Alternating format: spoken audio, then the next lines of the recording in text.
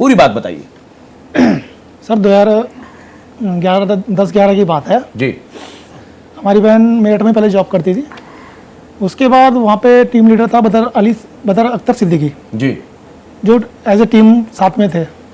उसके बाद कुछ टाइम बाद 2011-12 में उसके फादर से उसने अपनी एक LIC करवाई जी। बदर के कहने पे ही, या जो भी फोर्स किया होगा उसने, क्योंकि उसके फादर है महमूद अख्तर सिद्दीकी, वो LIC एजेंट है। तो उन्होंने उसकी LIC करी, जिस दौरान उसने कुछ डॉक्यूमेंट वगैरह दिए होंगे जी। हमारी बहन ने। उस डॉक्यूमेंट को लीक करके उसने उसका नंबर निकाल लिया बदर ने, और उस दौरान उसके बाद उससे कांटेक्ट करता रहा, फ़ोन पे बात करता रहा और उनका संपर्क बढ़ता गया। सन 2015 में, तो सन 2015 के 14-15 में हमारी बहन मेरठ में HR पोस्ट पे थी, सुबह आरती के न्यूज़ चैनल पे। उसके बाद उसकी पोस्टिंग 15-16 के लास्ट में वहाँ हो गई थी जी। नोएडा। जी।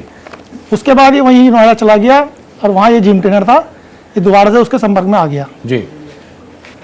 फिर उसके बाद ये दोनों साथ रहने लगे और उसका आने आना भी मेरठ से कम हो गया था हमसे।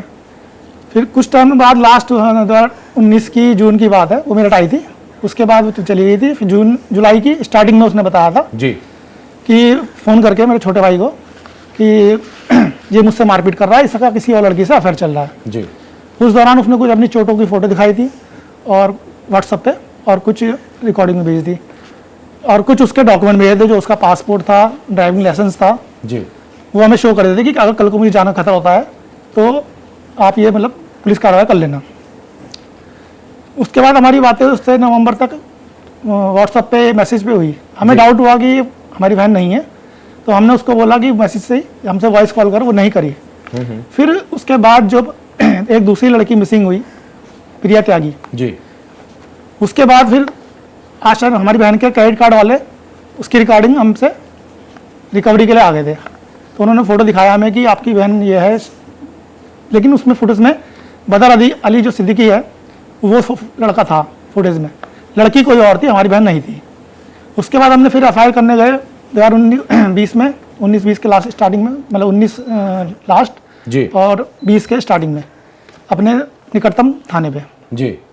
जहाँ के इंचार्ज थे सिद्दीकी जी थे। उन्होंने हमारी कोई FIR नहीं लिखी। उन्होंने कह दिया कि यहाँ आपकी कोई FIR नहीं लिखी जाएगी, आपकी बहन नोएडा से गायब है, वहीं लिखवाओ। हमने खूब चक्कर काटे, उन्होंने नहीं लिखी। फिर हम SSP के आ गए, वहाँ हमने अपनी प्रार्थना पत्र लगाया। जी। SSP ने क्राइम ब्रांच को मामला सौंपा भी था। कुछ दिनों तक ये मामला चला, क्राइम ब्रांच ने जांच करी। उसके बाद क्राइम ब्रांच ने हमारे वकील साहब को कह दिया कि अगर आपकी कोई उच्च स्तर तक जांच है, कोई मतलब फोर्स है या सोर्स है या पहचान है, तो ही आप इस मामले को आगे बढ़ाओ, नहीं तो इस मामले से मैं नहीं कर सकता। अब वो जांच क्या हुई, जो भी हुआ उसके बारे में हमारे वकील साहब बता सकते हैं। मतलब अगर हम कहें कि कब से गायब हैं तो क्या बताएंगे, कब से गायब है? 2019 की जून से। जी जी बिल्कुल। आप